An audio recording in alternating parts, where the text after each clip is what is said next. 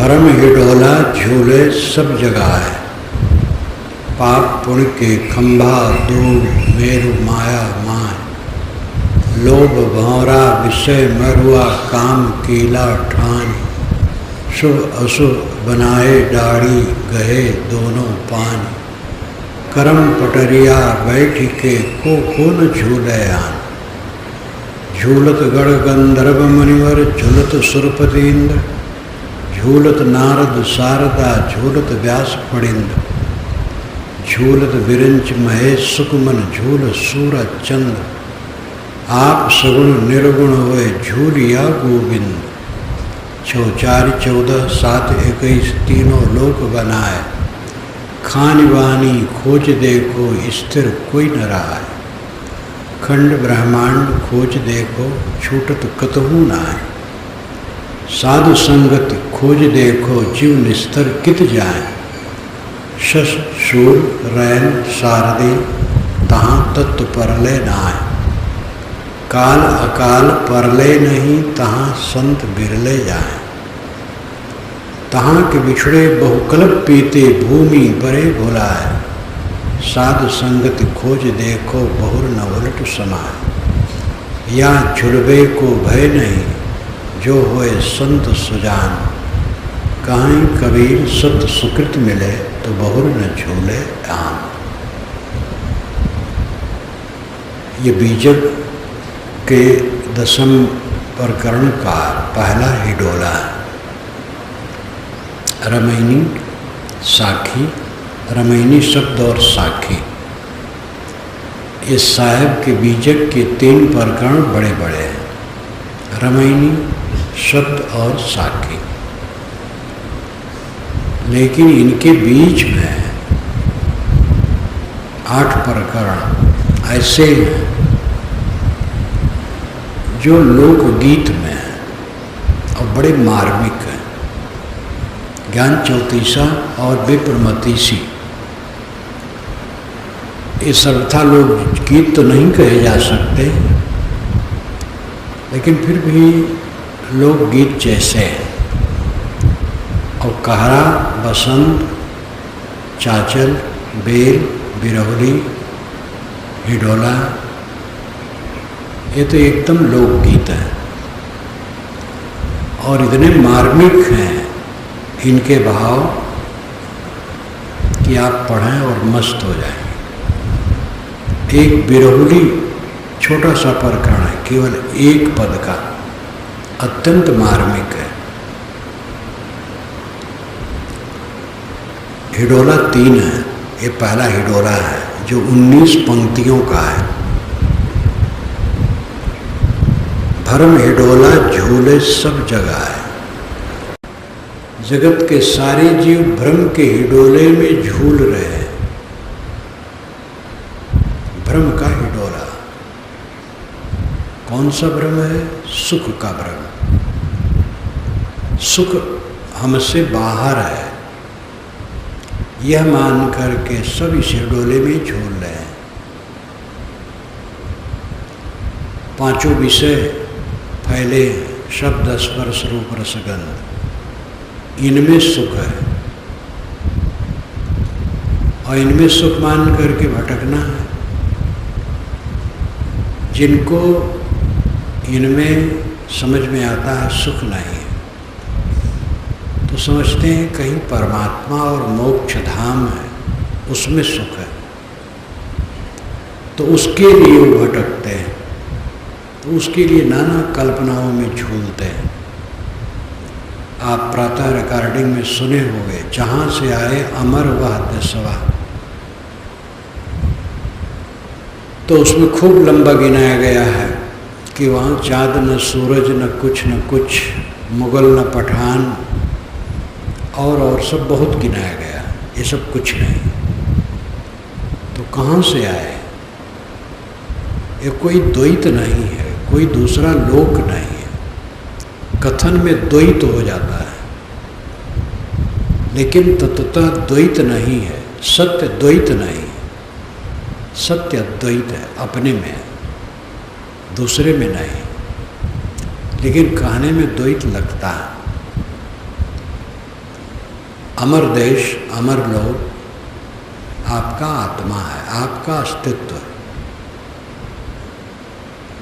परोक्ष में मत भटको। परमात्मा अलग है, मोक्षधाम अलग है, ये मान करके मत भटको। लेकिन धार्मिक लोग अधिक भटकते हैं। सारा संसार तो प्रत्यक्ष में डूबा है, विषय वासनाओं में।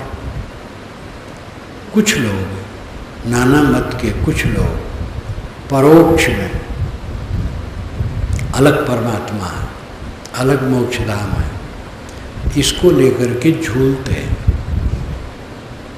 इसी प्रयाग में आज से 1300-1400 वर्ष पूर्व हुएनसांग नाम के साधु, बौद्ध साधु चीन से जब आए थे, बृहत्तर भारत में घूमे थे, भारत के इर्द गिर्द देशों में घूमे थे। उनके विषय मेरी पुस्तक है, मेरी और हुएनसांग की डायरी। इतिहास में तो हुएनसांग का थोड़ा सूत्र पढ़ाया जाता है, लेकिन जो मैंने डायरी लिखी है हुएनसांग की डायरी ही से पूरा लिख डाला है। चमत्कार और कुछ व्यर्थ वर्णन को छोड़ करके पूरा लिख डाला है। हुएनसांग की यात्रा भारत में जो अगर समझना चाहें तो मेरी पुस्तक पढ़ें, मेरी और हुएनसांग की डायरी। उन्होंने लिखा है, प्रयाग में विशाल बालू का क्षेत्र है, संगम पर, वहाँ मेला लगता है और गंगा जमुना के संगम में लोग लकड़ी गाड़ करके और उसमें 2 लकड़ियाँ बांध देते हैं। एक लकड़ी पर पैर रखते, एक लकड़ी पकड़े रहते हैं और सूरज उगते ही सूरज को देखना शुरू करते हैं और दिन भर उसको देखते हैं।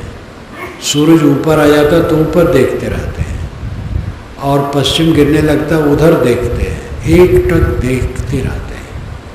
और वो भी एक पैर तो लकड़ी पर रखते हैं और एक पैर बाहर लटकाए रखते हैं। इतना घोर तप। और कितने हैं जो हर साल आकर के इसको करते हैं, इसमें मोक्ष मानते हैं। ऋग्वेद में आता है कि सूर्य ही परम तत्व है, तो सूर्य में मन को लगाना चाहिए। बस उसी को लेकर के एक सनक सवार हो गए तो सूर्य को देखते रहते हैं। पंचगें तो आज भी लोग तापते हैं, कांटे पर सोते हैं, खड़ीश्वरी रहते हैं, ऊर्ध्वबाहु रहते हैं, एक हाथ ऊपर उठाए रखते 12-12 बरस तक। कितना काया कष्ट सहते हैं। ये भ्रम के हिडोले में सब झूल रहे हैं। विषय वासना का हिडोला, खानी बानी, इसी में आगे आया है। खानी बानी खोज देखो स्थिर कोई न रहा है। खानी में सब झूलते, खानी नाम मोटी माया विषय वासना, और बानी तमाम देवी देवता भगवान मोक्ष का धाम अलग मानकर उसमें झूलते रहते हैं। संक्षेप में कहें एक वाक्य में तो अपने से अलग सुख मानकर ये जीव झूलता। जिस दिन बोध हो जाएगा कि सुख परमात्मा मोक्ष अपने से अलग नहीं, अपने ही में है, उस दिन झूलना बंद हो जाएगा, भटकना बंद हो जाएगा। मन बाहर क्यों जाता है? चाहे बाह लक्ष्य लही जावे ते बिन कहूँ न जाए, ये विशाल देव की वाणी। चाह ही हमारे लक्ष्य को, सुरता को बाहर ले जाती है। ते बिन कहूँ न जाए, चाहना है शांत हो जाए तो ये कहीं नहीं जाएगा।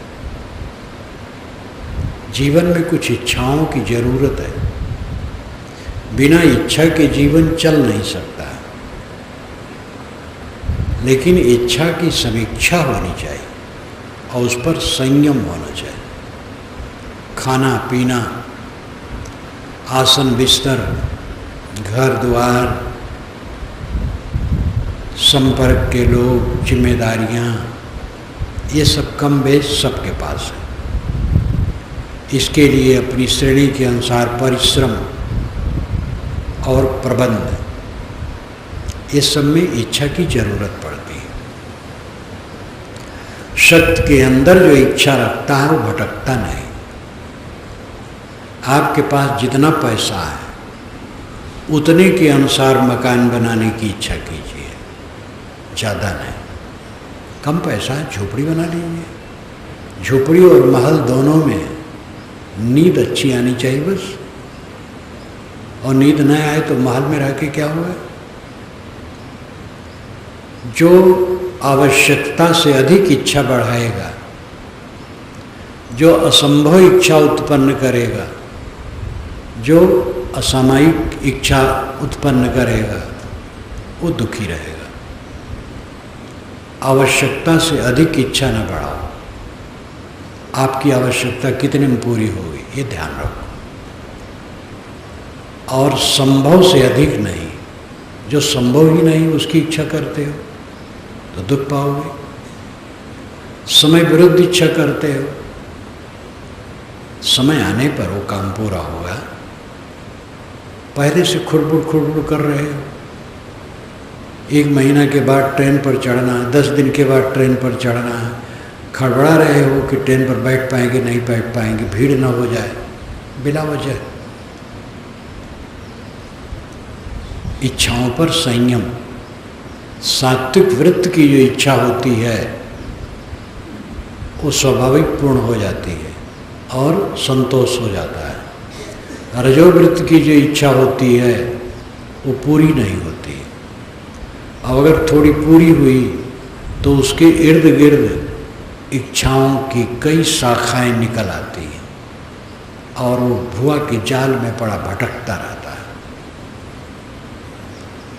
संसार सागर से तरने के लिए अच्छी समझ और त्याग की शक्ति दोनों चाहिए।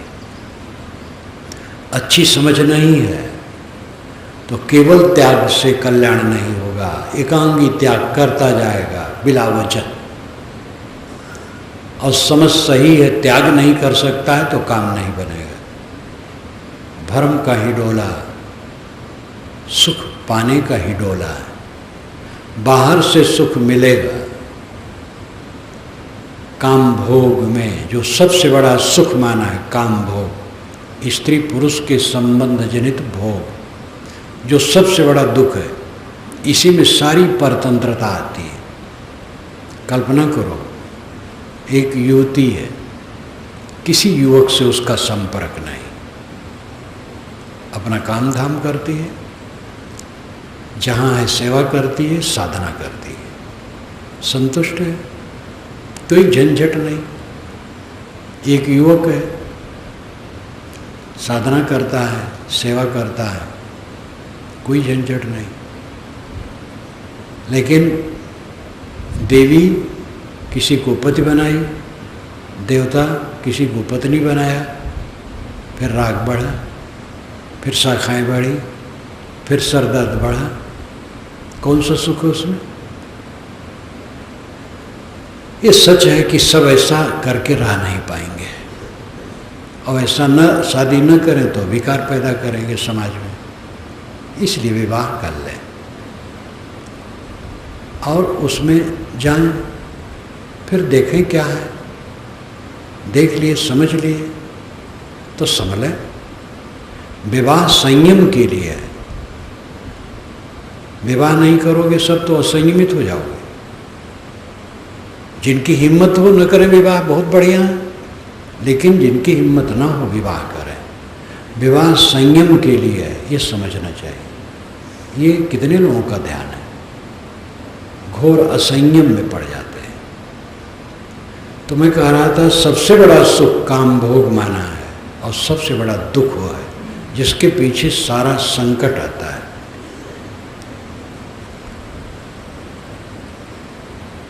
उसके पश्चात पद का सुख, सम्मान का सुख, प्रतिष्ठा का सुख, प्रसिद्धि का सुख, अनुगामी का सुख, ये सब जीव को नचाता है। सुख हमारे लिए दुख और फांसी बन के उपस्थित होता है। जो सुख को छोड़ दे उसको दुख नहीं होगा। भरम हिडोला, ये सुख मान्यता का हिडोला है। अपने स्वरूप से अलग सुख खोजना, अपने अस्तित्व से अलग कुछ सुख खोजना, ये भरम हिडोला में झूलना। भरम हिडोला झूले सब जगह है। इसका रूपक साहब गढ़ते हैं बहुत सुंदर। पाप पुण्य की खंभा दो मेर माया माए। पाप और पुण्य के दो खंभे हैं। दो खंभे गाड़े जाते हैं झूला के लिए, तो ये पाप और पुण्य है। पाप क्या है? अपने को खलबली में डालना और दूसरों को तकलीफ देना, अपना असंतुलित हो जाना और दूसरों को तकलीफ देना, ये पाप है। पुण्य क्या है? अपने पर संयम, संतुलन और दूसरे को संतोष, इस पुण्य है। ये दोनों मिलकर के झूला बनता है। आदमी केवल पापी नहीं होता है, और पुण्यात्मा से भी त्रुटियां होती हैं, क्योंकि जब तक सकाम भावना है तब तक ये दोनों चलते हैं। ये पाप पुण्य के खंभा दो मेरु माया माए। माया का मेरु है, ऊपर लगी हुई लकड़ी जो संतुलन बनाती है। माया भ्रम, उल्टी बुद्धि उत्पन्न करना। ये टट्टी पेशाब की पोटली शरीर में सुखाभास। शरीर टट्टी पेशाब की पोटली है। जब भयंकर एक्सीडेंट होता है और मनुष्य का शरीर चक्के के नीचे बिल्कुल रगड़ जाता है, तो वहाँ का बीभत्स दृश्य देखा नहीं जाता है। कुदारी से खुरच करके मलबा टोकरी में रखना पड़ता है। ये शरीर की दशा है। लेकिन इसमें सुखाभास, आमभास, ये माया। सुखाभास माया, इस भ्रम हिडोले का ये संतुलन बना करके रखता है मेरु, ये माया। भ्रम ही तो इसको चलाता है। भ्रम मिट जाए तो ये चक्कर अपने आप खत्म हो जाए। मेरु माया माया। लोभ भंवरा, लोभ का भंवर गली है। भंवरा जो घूमे, बैलों के गले में कहीं कहीं भंवर कली लगी रहती है। एक ऐसा लगा रहता है, उसमें रस्सी लगी रहती है, तो बैल चाहे जिधर घूमे वो घूमता रहता है, तो रस्सी नहीं घूमती है। लोभ की भंवर कली लगी हुई है जो झूले को घुमाती है। लोभ के बस ये जीव भटकता रहता है। अधिक लोभ तो विश्राम नहीं, भागा भागा भागा फिरता है। लोभ भंवरा, विषय मरुआ। 5 विषय शब्द स्पर्श रूप रसगंध, इसका समवेत स्वरूप मरुआ, विषय मरुआ, बड़े ऊपर की बल्ली जिसमें झूला लटका, विषय मरुआ। काम कीला ठान, काम के कीले लगे। कीलों के बिना झूला संगठित ही नहीं होगा। जगह जगह अवयवों में कीले ठोक करके कसे जाते हैं। काम के कीले हैं। काम, कामना, ऐषणा, पुत्र ऐषणा, वित्त ऐषणा, लोक ऐषणा, 3 ऐषणाएं। पुत्र ऐषणा, पुत्र मुझे मिले, और इसी के लिए संसार बसाया जाता है। फिर वित्त ऐषणा, पुत्र है तो वित्त चाहिए, उसको संपन्न बनाना है। केवल गुजर बसर हो ऐसी बात नहीं, बड़ा आदमी बनाना है। एक सज्जन ने कहा, मैंने महापाप करके अपने बच्चे की नौकरी लगाई है, जालसाजी करके। एक व्यक्ति ने कहा कि मैं स्वयं नकल करके पास किया और अध्यापक हुआ, और मेरा लड़का मंदबुद्धि का, उसको भी नकल करके अध्यापक बना दिया। अब मेरा रिटायरमेंट हुआ। मेरी अंतरात्मा उस समय भी कचोटती थी, अब और कचोटती है। मेरी जगह पर कोई अच्छा पढ़ा लिखा होता तो बच्चों को अच्छा पढ़ाता, मेरे बच्चे की जगह पर कोई अच्छा पढ़ा लिखा होता तो अच्छा पढ़ाता। देश का मैंने अहित किया, गुजर बसर तो हो जाता, लेकिन अब मेरे मन को चालता है, मुझे बेचैनी हो रही। कर्म का दंड कैसा है। एक गृहस्थ ने कहा था इसी वर्ष,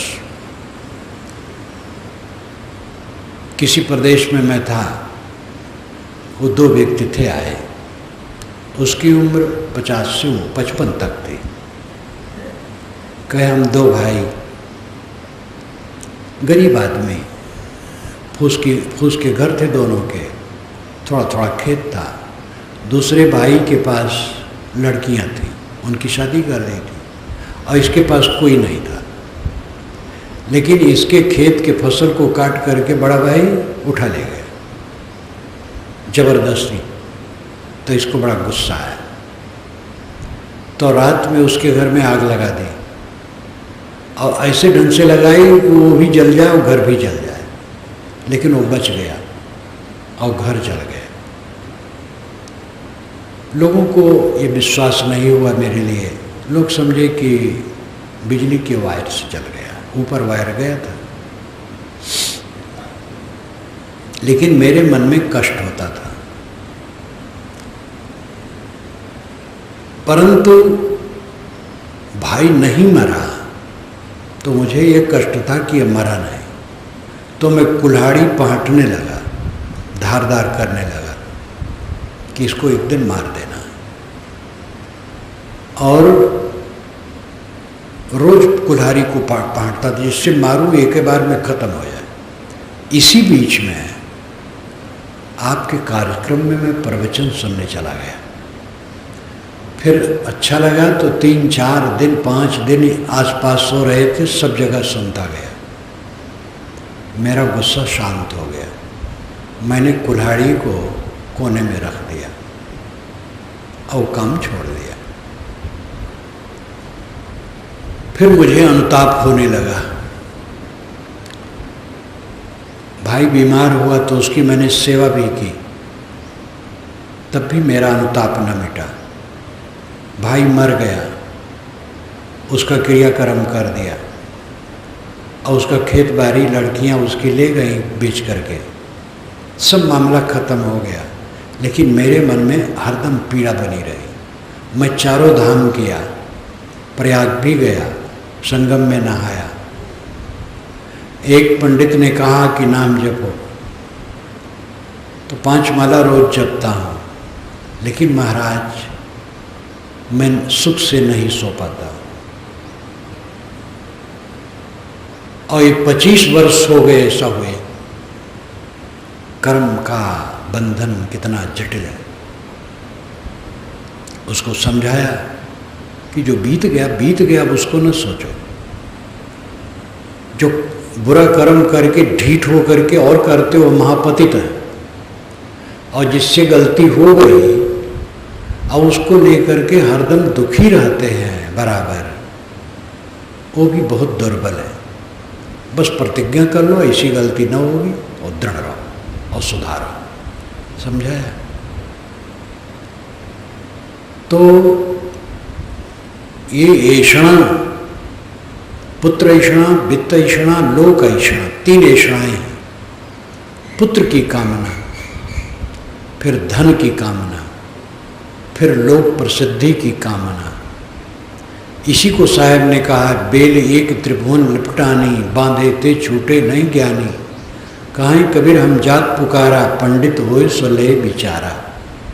एक लता है, पुत्र ऐषणा, वित्त ऐषणा, लोक ऐषणा की समवेत लता, एक लता है ऐषण की, जिसमें सब जीव बंधे, ज्ञानी भी बंधे, छूट नहीं रहे। ज्ञान तो है, रहनी नहीं है। कहीं कबीर हम जात पुकारा, पंडित हो सो ले विचारा। मैं पुकारे जा रहा हूं, जो इसमें पंडित होगा, विवेकी होगा, वो विचार लेगा। लोभ भौरा विषय मरुआ, काम कीला ठान, शुभ अशुभ बनाए डाणी, गए दोनों पान। कर्म पटरिया बैठ के कोकुल झूलया।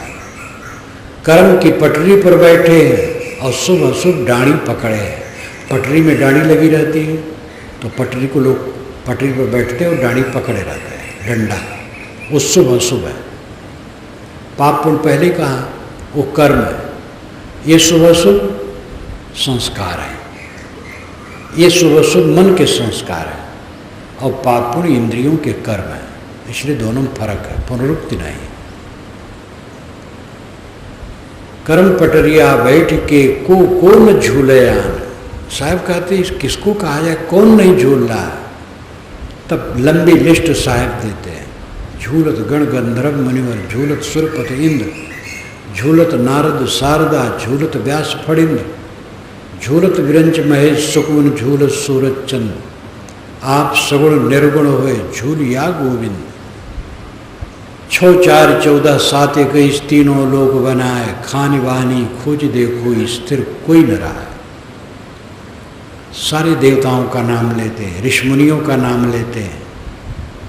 चांद सूरज कहते, चांद सूरज नाम के देवता पुराणों माने गए हैं। और साहब कहते हैं 6 4 14 7 21, 6 शास्त्र, 4 वेद, 21 भुवन, ये सब की कल्पना करके, शास्त्रों को रच करके भी लोग झूल रहे। शास्त्रों में हीरे मोती हैं, लेकिन शास्त्रों में घोंघी, शैवाल, सीपी भी है। ये ठीक है कि समुद्र का मूल्यांकन सीपी और घोंघी से नहीं होती, मोती से होता है। शास्त्रों का मूल्यांकन उनके निर्णय वचनों से है। इसलिए पारखी संत, परम पारखी सदगुरु श्री राम राज साहब ने कहा, वेद आदिक वचन भी कल्याण के लिए ग्रहण करो। अपने कल्याण के लिए वेद आदि से भी सारतत्व लो। आदि कह करके वेद, कुरान, पुराण, बाइबल, कोई भी ग्रंथ हो, पत्थर पर लिखा हो सत्य वचन तो गुरबाणी है। सब जगह से सार लो।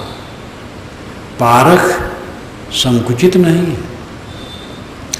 एक चींटी चीनी और बालू के कण की परख करके चीनी लेती है, बालू छोड़ देती है। चींटी में भी पारख है।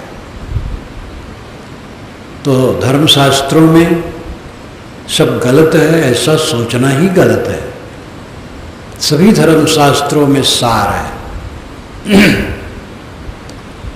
गलती वही होती है जहाँ अपने धर्मशास्त्रों को अलौकिक मान लिया जाता है और दूसरे को मानवी। बस वहीं गड़बड़ाता है, सांप्रदायिक जहर फैलता है।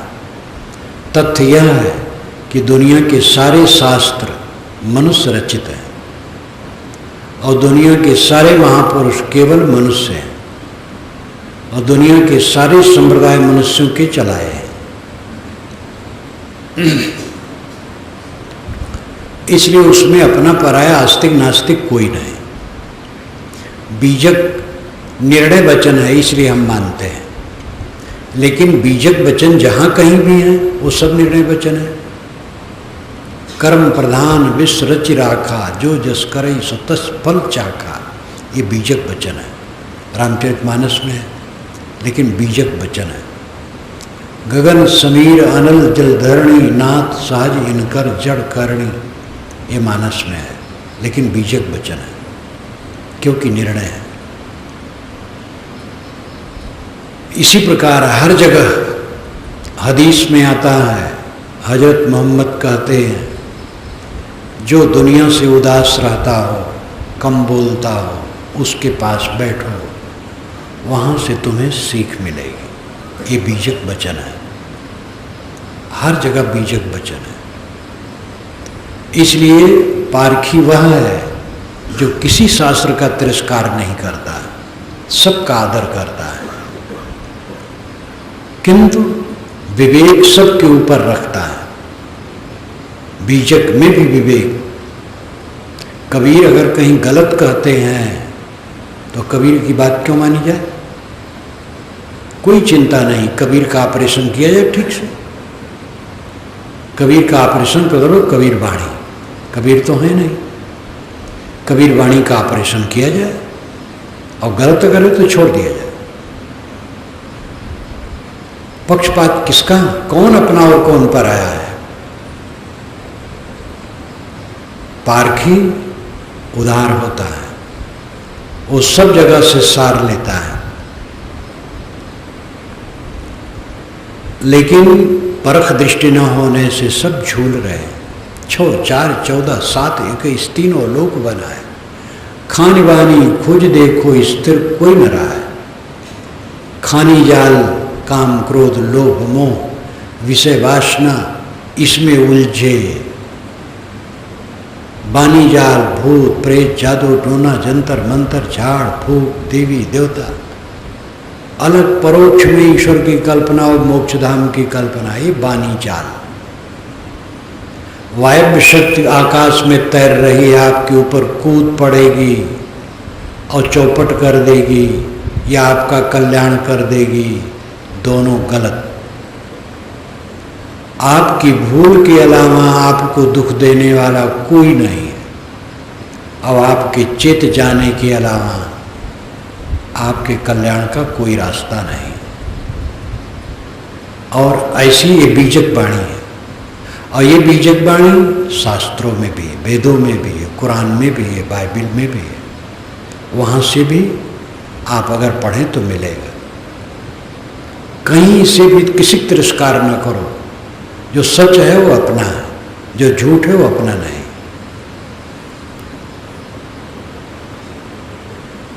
खान बानी खोज देखो स्थिर कोई न रहा है। अच्छे अच्छे पंडित गुल्ली ताबीज पहने हैं। आजकल तो रस्म ऐसा चल पड़ा है, हाथ में सूत बांधने का मंगल सूत्र, और इतना इतना बांधते हैं पूरा एक एक औंसा, और कोई कोई तो दोनों हाथ में। और गुल्ली ताबीज, सन्यासियों को गुल्ली ताबीज पहने देखा, वैष्णव महंतों को देखा गुल्ली ताबीज, भूत प्रेत का डर हो गया। अंगूठी पहने देखा सन्यासी और वैष्णव को, क्योंकि नग धारण करने से, धातु धारण करने से कल्याण है, ये अथर्ववेद में लिखा है। अथर्ववेद में झाड़ फूक जंतर मंतर भूत प्रेत सब पर वर्णन है, लेकिन अथर्ववेद में ब्रह्मचर्य, ज्ञान, व्यवहारिक कुशलता, ये सब भी है। अथर्ववेद ब्रह्मवेद कहा जाता है। अथर्ववेद में एक तरफ झाड़ फूक भी है, महा झंझट की बात। शाणाचार्य ने वैसा भाष्य भी किया है, और पीछे के ग्रंथों को उदाहरण दे करके कहा ऐसा करने से तब ऐसा होता है, और कुछ नहीं होता है। जितना झाड़ फूक है सब झूठ है, लेकिन उसमें हीरे मोती भी हैं, ज्ञान की बातें भी। अथर्ववेद में ही है, भाई लोगों एक लड़का दे दो मरने के लिए, मैं मुझे अपना लड़का एक दे दो मृत्यु के लिए। ऐसा कठोर वचन वैराग का है। जो मर जाए दुनिया से, ऐसा लड़का हमें दे दो। कुछ लोग अपने पुत्र को दे देते हैं, हमें देना चाहते हैं, तो हम कहते भाई हम ऐसा नहीं लेंगे, उसका मन हो तब दो। जो आया हमारे पास साधु के पास, वो मर गया दुनिया से, मुँह छोड़ दिया। तो अथर्ववेद में लिखा है कोई जो अपना एक पुत्र मुझे दे दे मरने के लिए। ये कितना अंतिम बात है। निर्छीप विवेकी बनो। निर्छीप विवेकी लोग नहीं, इसलिए भटक रहे। खान बानी खोज देखो, स्थिर कोई न रहा, कोई स्थिर नहीं। बड़े बड़े विद्वान हैं, वेदाचारी हैं, शास्त्राचारी हैं, धुरंधर प्रवक्ता हैं, बाल की खाल निकालने वाले हैं सूत्रों के, लेकिन अटके हैं भूत प्रेत में, जादू टोना में, जंतर मंतर में। भगवान के दर्शन होते हैं, वैराग्यवान निष्काम पुरुष हैं, रो रहे हैं इसलिए कि अभी तक परमात्मा के दर्शन नहीं हुए, जो कभी होने वाला नहीं है। क्योंकि दर्शन तो मानसिक प्रतिबिंब है जो मायामय है। सारा दर्शन छोड़ करके अपने दृष्टा स्वरूप में स्थित होना है, ये तथ्य है, ये गुरुवाणी है, कबीर वाणी है, किंतु श्रुति वाणी भी है, वेद वाणी भी है, सूफी वाणी भी है। मखलूक ही मजहरे खालिक है, इंसान अशरफ उल मखलूकात है। ये सूफी संतों का वचन है। मखलूक ही मजहरे खालिक है। मखलूक नाम प्राणी, मजहरे नाम साक्षात, खालिक ईश्वर है। खलक संसार, खालिक ईश्वर। प्राणी ही साक्षात ईश्वर है। आपका बीजक वचन हुआ कि नहीं? पारक वचन हुआ? पारखी क्या कहते हैं? ये प्राणी ही परमात्मा है। मखलूक ही मजहरे खालिक है, प्राणी ही प्रत्यक्ष ईश्वर है, और इंसान अशरफ उल मखलूकात है। अशरफ का मतलब सर्वोत्तम, उल मखलूकात प्राणियों, मखलूक प्राणी, मखलूकात प्राणियों का बहुवचन है। फारसी में आत प्रत्यय है जो बहुवचन के लिए लगाया जाता है। जैसे मकान एक वचन है, मकानात बहुवचन है। मकान एक मकान, मकानात बहुत मकान। हाल समाचार, हालात बहुवचन, बहुत सा समाचार। तो इंसान अशरफ उल मखलूकात है। उल मखलूकात प्राणियों में इंसान अशरफ सर्वोच्च है, इंसान सर्वोच्च है। तो ये सब जुमला का अर्थ हुआ कि प्राणी ही साक्षात ईश्वर है और प्राणियों में सर्वोच्च मानव है। पूरा पारख वचन। कहीं भी कोई जाए, ये तो मैं बराबर कहता हूं कि गोस्वामी जी महाराज राम में इतने मोहित हुए कि एकदम उनकी आंख, नाक, कान सब हाथ पैर का वर्णन करते करते कलम घिस डाले। और जो कोई राम के सामने आया उसकी सुंदरता में उसको मोहा दिए। लेकिन जब असली बात कहे तब कहे, देखी सुनी गुनी मन माही, मोह मूल पर मारत नाही। जो देखोगे सुनोगे मन में सोचोगे मोह का कारण बनेगा, उसमें परमार्थ नहीं। यहाँ सब छट गया, करकंज पद कंजारणम खत्म हो गया। कबीर साहब पहले कहे, जाके मुख माथा नहीं, ना ही रूप कुरूप, बहुत बात से पातला ऐसो तत्वनूप। हाथ पैर का वर्णन क्या जरूरत है? व्यक्ति वर्णन वो तो अव्यक्त है, किंतु वही तो सब व्यक्त को प्रत्यक्ष करता है। वो अदृश्य है लेकिन सबका दृष्टा है। वो दिखाई नहीं देगा लेकिन सबको देखता है। वो बाहर से पकड़ा नहीं जाता है लेकिन सारे ज्ञान विज्ञान की पकड़ उसी की है। वह तुम अपनी तरफ लौटो, अपने को समझो, अपने को पहचानो। तो खानवानी खोज देखो, स्थिर कोई न रहा है। खंड ब्रह्मांड खोज देखो, छूटत कतहु ना है। साहब कहते ब्रह्मांड के खंड में जगह जगह जाओ देखो। भारत, पाकिस्तान, चीन, जापान, जर्मनी, इंग्लैंड, फ्रांस, घूम करके देख लो। सब जगह अंधविश्वास। जोधपुर के पास सालाबास में मैं था उस समय कार्यक्रम में, कई बहुत वर्ष हो गए। पारक उद्योग दरी वहाँ है, पारखी भक्त हैं और दरी का उद्योग है, विदेश उनकी दरियाँ जाती हैं। विदेशी लोग देखने आए, 6 लड़कियाँ थी यूरोप की, सब 28-30 वर्ष की उम्र की। मुझे सुनी तो आ गई। मैंने कुछ कहा, उन्होंने कहा कि हमारे पूरे देश में ऐसा कहने वाला कोई नहीं। आपके देश में जैसे पंडित लोग कर्मकांड तक सीमित हैं, वैसे हमारे देश में पुजारी लोग कर्मकांड तक सीमित हैं। जो बात आप कह रहे हैं मेरे देश में कहने वाला कोई नहीं। जामनगर में मेरा भाषण हुआ 3 दिन का। एक स्वामी जी आए थे द्वारिका से, जो देश विदेश जाते हैं, मेरी उम्र के होंगे। मेरा प्रवचन जब समाप्त हुआ तो उन्होंने मुझसे कहा, जैसा आपने कहा है, मेरे 10 नामी सन्यासियों में ऐसा कोई कहने वाला नहीं है। गुजरात में कबीर मंदिर, कबीर आश्रम, करोड़पति अरबपति सब बड़े बड़े हैं, नहीं कोई संत महंत कबीर पंथ में भी ऐसा कहने वाला नहीं जो आपने कहा। बहुत गदगद हुए। सन्यासी थे, 10 नामी वेदांती। मेरा तो अनुभव है, जहाँ मैं जाता हूँ मेरे विचारों को लोग पसंद करते हैं। आदिपुर में गया, एक बार बुलाया गया, आशाराम जी के गुरु लीला शाह जी महाराज की समाधि पर। ये 78 की बात है। तो 3 दिन का कार्यक्रम था, बड़ी सभा थी।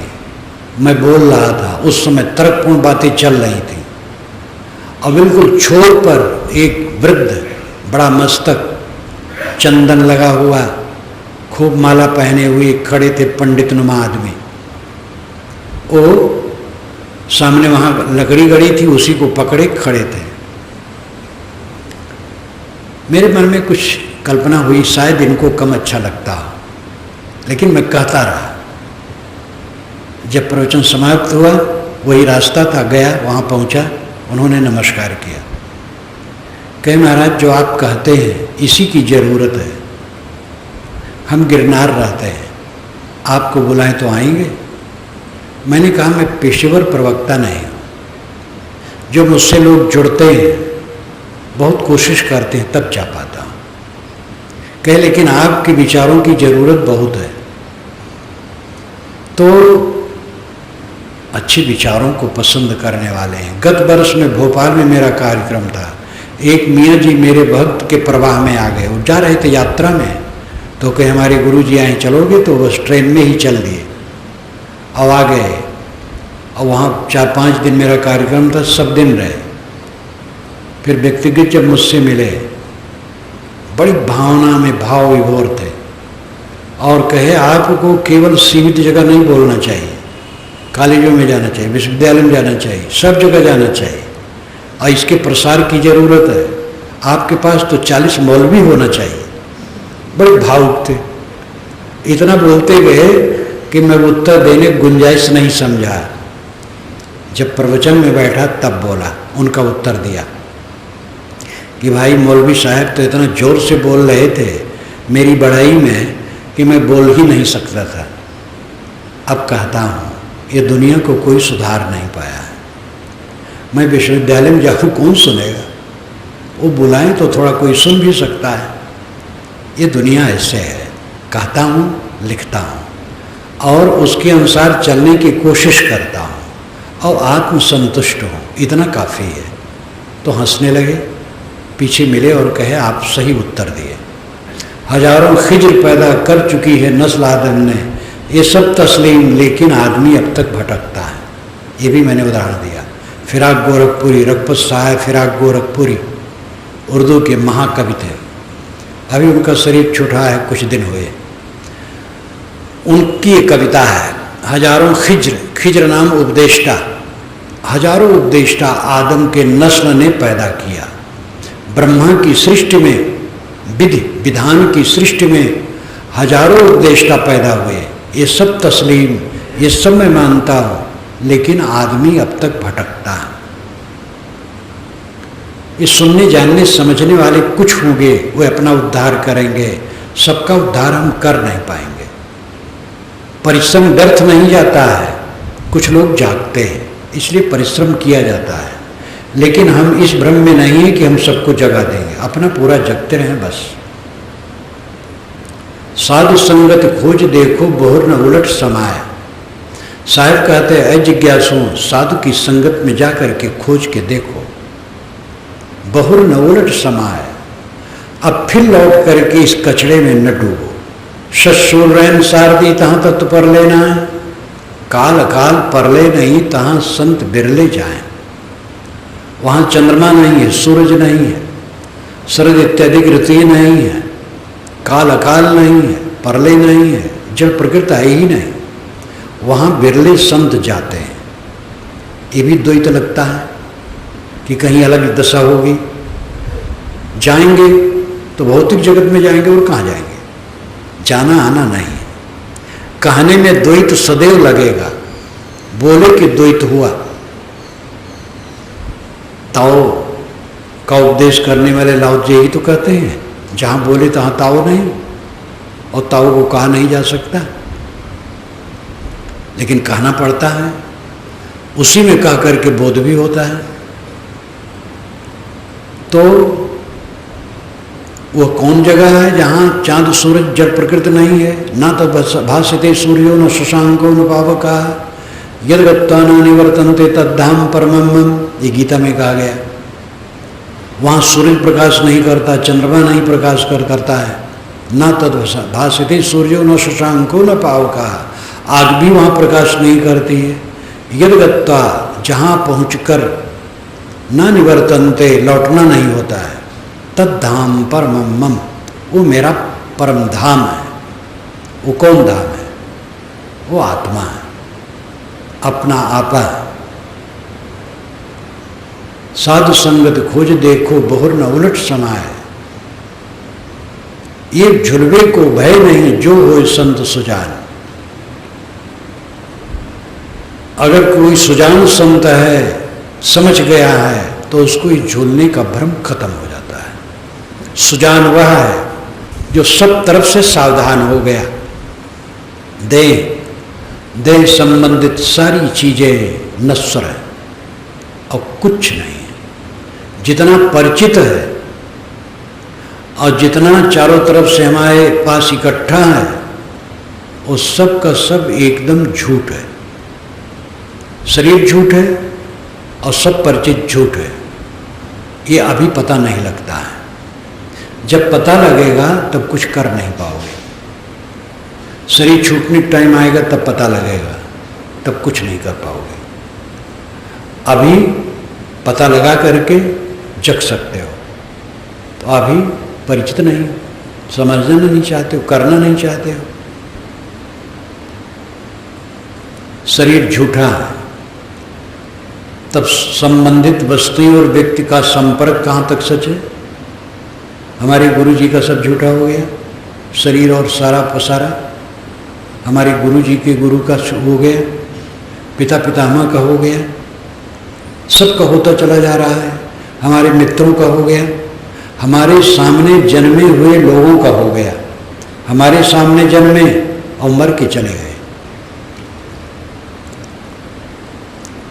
ये झुलवे को भय नहीं जो हुए संत सुजान। कहें कबीर सत सुकृत मिले तो बहुर न झूले आन। कबीर साहब इतना कहने के बाद एक पंक्ति में कहते हैं, आधी पंक्ति में कहें कबीर सत सुकृत मिले। अगर सत मिल जाए और सुकृत मिल जाए तो बहुर न झूले आन। सत जो नित्य है, सुकृत पवित्र रहनी। नित्य सत्य आपका आत्मा है। प्रकृति भी नित्य सत्य है, लेकिन वो अनात्मा है, छूटने वाला है। आत्मा नित्य सत्य है और आपसे अभिन्न है, वो कभी नहीं छूटेगा। अपने आपा को पहचानो, अपने को पकड़ो, अपने में लौटो। जिस समय मन संकल्प रहित होता है क्या भय है? जब सोचोगे तो भय शुरू। सोचना बंद करो, भय खत्म। निर्विकल्प समाधि में ही निर्भयता आती है। लेकिन तो निर्विकल्प समाधि में कब तक बैठे रहोगे? किंतु ये बोध जिसका दृढ़ हो जाता है, वो देखते सुनते हुए भी निर्भय है। वो देखते हुए नहीं देखता, सुनते हुए नहीं सुनता, जानते हुए नहीं जानता, उचित व्यवहार करते हुए भी उससे पार है। पदार्थ पार दृष्टि से कहते हैं। पारखी संत कहते रहे, पुराने पारखी संत कहते रहे, पदार्थ पार दृष्टि होना चाहिए। हमारी दृष्टि पदार्थों में उलझी न हो, पदार्थों से पार हो। 10 वर्ष के पूर्व के पदार्थ आज हम खोजें तो मिलेंगे नहीं। 50 वर्ष के पूर्व के पदार्थ कहाँ मिलेंगे? 60 वर्ष के पूर्व के कहाँ मिलेंगे? सब खोते चले जा रहे हैं। पानी की बुलबुली की तरह सारा दृश्य गायब हो जाने वाला है। इस तत्व को जो निरंतर देखता है, इस तत्व के भाव को जो मन में निरंतर रखता है, वो कभी भी किसी बात में प्रकंपित नहीं होता है, कहीं विचलित नहीं होता है। पूर्ण निर्भयता निर्विकल्प समाधि है। कुछ न सोचना। आप इसका अभ्यास करके देखिए।